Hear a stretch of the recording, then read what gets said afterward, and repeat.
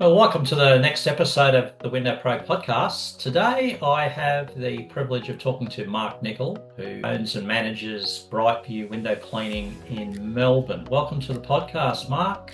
Thanks, Duncan. Hi, listeners. It's been a few years. We've interacted a bit on Facebook groups, and it's great to be able to talk to you face to face. So, for those who don't know your business, you've got set up there on the screen, Brightview Window Cleaning. I love the way it matches my shirt, Mark. I love the Thanks, Duncan. colour. So, Brightview Window Cleaning, based in the southeastern suburbs of Melbourne. That's right. So, Mark, I noticed that you got into window cleaning through family. Can you just tell us a little bit about that? So, I'm a second generation window cleaner. So, that makes me pretty proud. So, my father and my uncle were both seasoned professional window cleaners, and I got into the industry through them. I used to help them part-time working on weekends whilst I was working a day job. I was always fascinated about the commercial jobs I was working on, the residential jobs. I couldn't get enough of window cleaning. I just Yeah. wanted to learn the tips and tricks. And this was in the days before YouTube. So it was really trial by fire, basically. You were just trying to learn on the job without getting a resource as YouTube to try and figure things out. So that started in the early 2000s Yes. whilst working a full-time job. And I went away and started my own career in automotive, both in parts and in sales. And I did that up until 2013. And then Okay. was really struggling to find a grip on what I was going to do next. But I knew that I had the experience from window cleaning previously, Yeah. working Yeah. with my dad. So I guess with the support of my dad and my family, in 2010, I started Brightview window cleaning full time. So, what do you think it was that just kept you going back to it? It could have just been, oh, that's what my dad does, that's what my uncle does, and I'm in the automotive game. I'm just going to push through that. What sort of drew you back to the industry? I'm not entirely sure whether it was previous experience, whether it was the love of working with my family. I'm not entirely sure, but I'm happy I made that decision to do it as a full-time gig. So, what do you like about it? Everything. It's meeting new customers, it's building long-term relationships with them. It's the satisfaction when you roll up to a new job and there's filthy glass, and it's a tangible difference that we do to make the Yes. glass clean. And that's the wow factor is the Yeah. smiles on people's faces, the satisfaction they get from your work. Yeah. That's really pleasing. It is a good feeling, isn't it, when they walk around and go, wow, that looks amazing. And you just think, well, I did that. I contributed to that. And Yeah, to know that making people happy is paying your bills. exactly. A lot of people don't have that satisfaction of making someone happy. They're just doing a job and hoping to pay the bills. So it just does have a really good feeling to it. So do you think the industry has changed since you started? Oh, yes, significantly, both through technology and equipment and knowledge base. It's really changed. Do you think when I started window cleaning in the mid 90s, your competitor didn't want to look at you because they didn't want you to basically be friends. Basically, you were a threat to their business. That's how many of them felt. Yeah. Today, it seems it's the opposite. Is that your experience? Yeah, look, that's the great thing about the window cleaning community is there's just so many great people that you can reach out to and ask for advice, and they're more than happy to give you that advice. Yeah. That's the great thing about networking is establishing new contacts within the industry. Not being afraid to say that you don't know it all, but you're willing to learn, you're willing to find out new things from much more experienced operators. So, take the last 12 months. Is there anything that jumps out at you that you've learnt new about the industry? Oh, there's always new equipment coming into the industry. I always try and keep on top of the new equipment. We all geek out about that. If we're really passionate window cleaners, we all That's geek right. out about that. Yeah. I'm either on social media or I'm on YouTube, and I'm just trying to keep on top of the new techniques. And you don't know everything. There's sometimes things that I see Luke the window cleaner, or I see Steve-O, or I see some new window cleaner, certain techniques, certain styles of doing things that you didn't know previously that you've picked up. So I Yeah. really like that. Yes. I like the fact you mentioned some of those YouTube influencers like Steve-O and Luke, the window cleaner. I like how they will mix and match the parts from the different brands. Take the blue clips off the Mormon accelerator, the flick squeegee, put that onto an X-ray channel, use the Mormon handle in that, and like this whole mix and match. Sometimes it's hard to keep up, but it is fascinating. Do you, with your business down there in Melbourne, does your dad still work with you? No. So he worked with me part-time right up until a couple of years ago, and then physically just couldn't do it anymore because quite a physical job. So, do you have a particular niche? Does Brightview specialize in a particular aspect of window cleaning? I don't think really I've got a niche. I'm like every other window cleaner that's listening to this pod today. We're all good guys. We're all good operators. Well, most of us are. I specialize in residential and commercial. I wouldn't say it's a niche, but my motto is doing jobs properly. No shortcuts, no bull. If I need to redo something or a customer isn't happy about something, I make it right.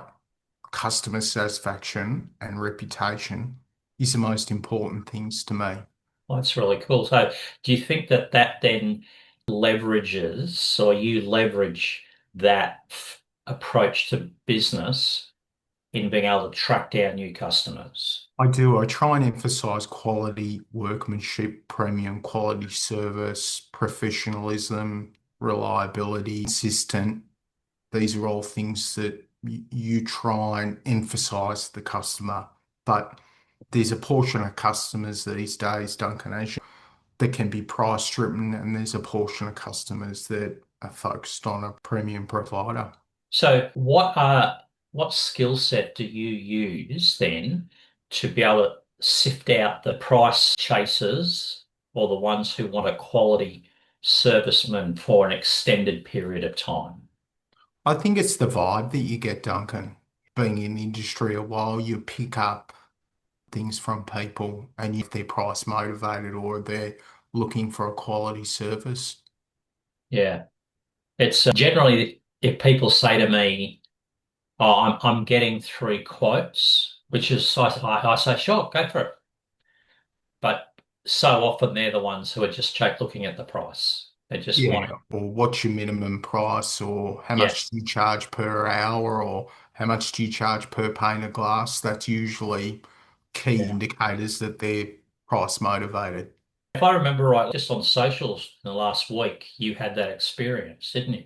How did you handle it? I think I they said to you, "What's your price per hour?" Is that Yeah, right? I received a message from a potential customer, or it could have been a competitor. I'm not entirely sure.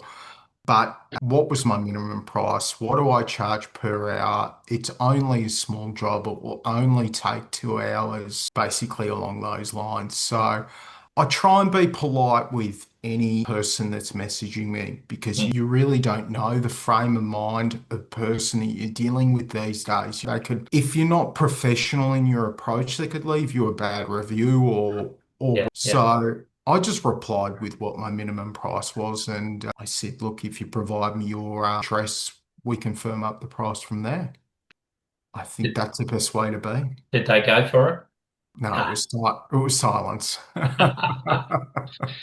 But it stopped you from getting all fired up about trying to chase this job that may be a no job at all. So No, just that's just that's having a clear reply That's the natural reaction as human beings that we have is maybe to get stuck into the person or to get a little bit frustrated. But I think after being in this industry a while and being in sales previously, you've just got to bite your tongue and be professional.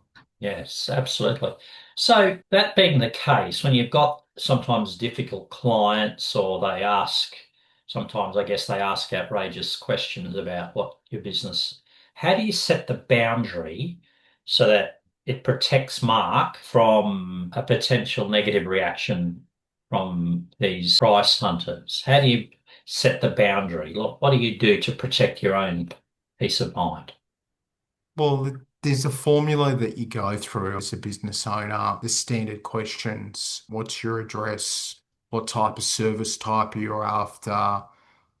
When do you want the job done, etc. And then you can really qualify it down to whether or not they're a time waster, whether or not they're price driven, or whether or not they're a genuine inquiry. So, in other words, what you recommend here, Mark, is that window cleaners running their business have a specific plan in place for how they respond to customer inquiries. Absolutely. It was no different to when I was selling cars. You have a script. It's not a robotic script, but No, you know when to say it, what questions to ask, how to qualify a person, and narrow it down to the information you're trying to yield from them. that's some good advice. Now, just a quick reminder that this episode is powered by Squeegee app. It's the tool that I use to handle all of my scheduling and customer relationship management. And it even has features like invoicing and quoting that can really make the organizing of your business so much more streamlined. In the show description of this episode, you'll find a discount code for Squeegee app. Try it. You'll really, really appreciate the help it will provide. Proactivity. I like to ask about proactivity. How do you take the initiative in your business? The initiative is when I'm at a client's job, new or old, is trying to get the next job booked in. Very important to do that so that you've got repeat and ongoing business. The other thing is too is just leveraging on our database through email and SMS text messages. So we put all our customers month by month. So once we've done the job, then we qualify the customer. Do they want quarterly, 6 monthly, or 12 monthly? Then we put it into our database. And then when the new month rolls over, we'll send a reminder out if we haven't booked them as a repeat client. Yeah. So that's being proactive, trying to generate business, trying to be consistent. That's just another Google ad that you don't have to sort of rely on, or a Facebook ad, whatever type of advertising that people are using. You've already got that repeat work. And I think some of these marketing gurus, shall we say, who ring you up and want to talk to you about Google ads and Facebook ads and being on the first page of Google, have no concept that window cleaning is one of those unique industries where we're generating repeat work. Absolutely. And we And don't it's need all, to be on the first page of Google every day, 24/7. no, those are all free things that you can do within your own time. Build a Yeah. database, be proactive with your clients. Once you've done a good job, maybe halfway during the job, ask them, would you like me to come on a repeat basis, Yeah. quarterly, 6 monthly, 12 monthly? Try and feel them out. And then once you've completed the job and in your heart you've done a really good job and the customer's happy, is reading the situation in the room, then asking them, would you like to book your next appointment? Yeah. That's key. So this is the Jersey dentist clothes, isn't it? The famous dentist clothes that Jersey talks about on his podcast. So how does Brightview window cleaning market? I actually don't do any paid advertising, Google, Facebook, etc. As I say, I just try and do a quality job, quality of my workmanship, no shortcuts, and I try and get as many reviews as I can. And that's the key, building a reputation, been known for being a quality professional operator. Once you build up a reputation and you've got 50 or more Google reviews, the Yeah. work will start rolling in. And Yes. then you can leverage off that and build contacts in real estate, Yeah. property managers, strata, body corporate. I mean, you could even builders if you really wanted to do it, but if you're desperate. Who wants a builder's clean? Anyway, I just send them off to builders cleaning companies. And I just have found a couple of companies. I haven't got a clue who runs it, how good they are. But I just say, if you want to builders clean, these are the people that are running around my city doing builders cleans. It saves me from all that stress. So you said about having a database. Do you design your own technology or do you have Yeah, a so we particular? use Trello. It's a Trello board whereby as you upload all the customers' information, you can import it via Yeah. Excel, and then we make up our own custom boards on a monthly basis. Oh, yeah. And it's basically a red light system. Green means we've booked the man, yellow means we need to send them a reminder, red means do not contact again. So it means that you've got a weekly or a monthly job board through Trello. So weekly and monthly jobs. Yeah. Don't think I've examined that one. Of course, most who watch the podcast know that I'm a Squeegee app devotee, but because that's specifically for window cleaning. But I guess you've got to work technology to suit your business, suit your Yeah. style. So that's the key. Now, we talked earlier about equipment and using equipment. What would you advise for a new person starting out as to the basic equipment that they should buy to get started in business? A ladder is really important being a window cleaner. I come across a lot of window cleaners these days that don't use ladders. So that's probably the first thing, a ladder and a good quality set of trad tools. So, Learn your craft, learn trad first, learn how to climb a ladder, learn those basics, and then you can get on to water fed and more stuff. so focusing on the latter, because a couple of episodes ago, Steve in Perth talked about ladder safety. He came off a ladder and he's killed his career. What are you looking for in a good ladder for a window cleaning? Because you can buy painters use ladders, electricians use ladders, plumbers use ladders. What do you think is a quality in Australia that a window cleaner could buy that would set them up? My personal preference is Bailey. I've Yeah. always used Bailey. My dad used Bailey. Other guys that I know in the industry use Bailey. Gorilla's reasonably good. And there's Innolex as well, which is a company out of Ladder Central. But I don't think you can go wrong with Bailey. It's a really good quality brand, good quality ladder. I've had a Bailey adjustable leveler ladder for the Yeah. last 20 years. Same ladder. It's just a really good quality product. That's Yeah. probably what I'd suggest with any equipment that you get for window cleaning, whether it be trad or water fed, invest in a brand name product that others recommend. So you'd buy your ladder from Bunnings, your Bailey's ladder, Yes, but you wouldn't buy your window cleaning gear from Bunnings. no. Do you have a preferred traditional brand? I started on Sorbo. It's a good quality brand. Sorbo is just, it's David known. Baker's favorite. Oh, Baker's favorite, absolutely. So I started on Sorbo and then I transitioned to Wagtail. I remember my dad giving me a Wagtail to use for the first time and it blew my mind.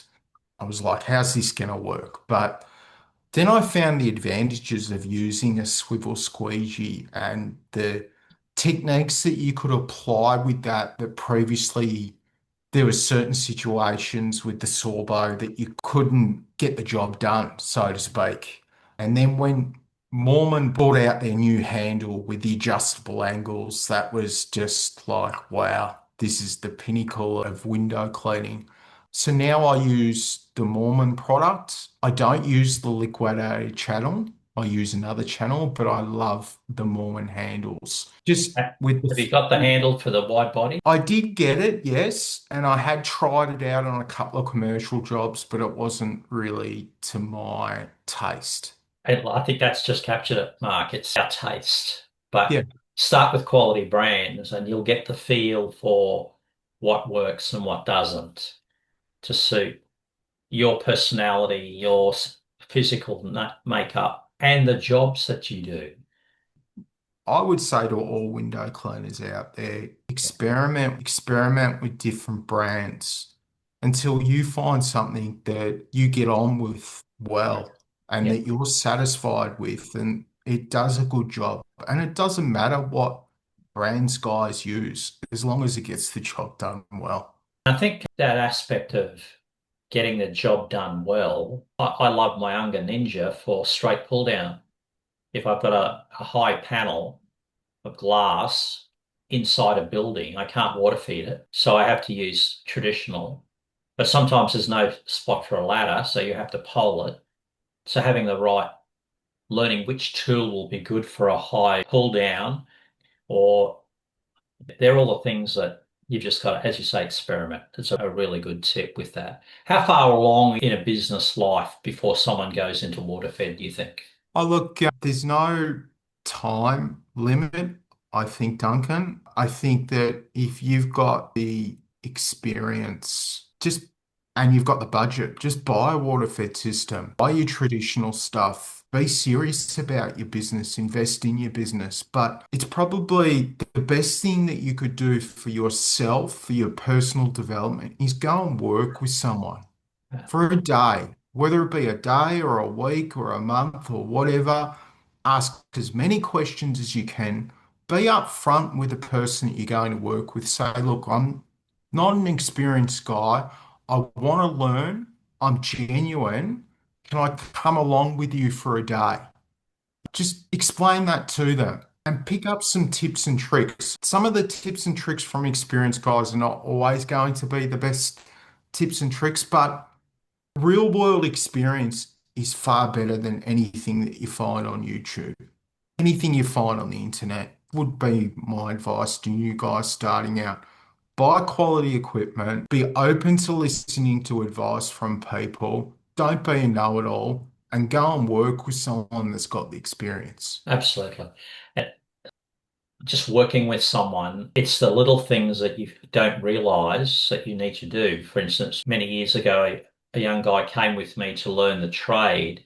So he carries the bucket into the house and parks it on the carpet. And he didn't, I said, "Oh, not on the carpet, mate, over here on the tiles, and put a towel down if you're going to put it down." Just, it's the image. They're the little tips that you get when you work with someone and gain experience. So Yeah, I mean, they stay with you. it's not just the techniques, it's the process. It's how Yeah, you manage the customer, how yeah, you deal with certain difficult situations. yes. And when we're doing residential, because compared to the United Kingdom, where most of their residential work is external only, now we have an internal external process. How do you do that with a house? Where do you start? Do you start externally? Do you start internally? That's different in every house, it's different with every client. So yeah, some really good things. What would be, like, you've given us some tips on equipment and process. Are there any other tips that you think a newbie would need to lock away so that they can be successful? Look after your number one tool, and that's your body. Wow, yeah, Listen to your body, be exercise through things, listening to podcasts, be through your mental health. Your yeah, biggest asset in your working life is you. yeah. Really brilliant, Mark. I think that's um, my previous interviewee said he didn't do that for a long time, and he's starting to do that. So that's something that's really important because if we're struggling with our mental health, we're not going to be able to interact well with the client. We're not going Yeah, to be happy in our work. Things are going to be a drag, and then money we've invested. will come to naught. So really, a really good point. Yeah. Else that you can think of? I think just try and absorb everything and anything that you can. Um, Ask questions, um, passionate and enthusiastic about it, and the rewards will follow. Yeah. Good. Yeah, that's really been quite an interesting, a very interesting chat, Mark. And I've really appreciated like the experience you brought to it. You obviously have a very calm, measured approach to business, and I think that's so crucial. So thank you so much for joining us here on the Window Pro podcast, and I hope that over the months and years ahead, you have lots more success with Brightview window cleaning. Thanks, Duncan. It was a real pleasure to be on. Cheers. Thank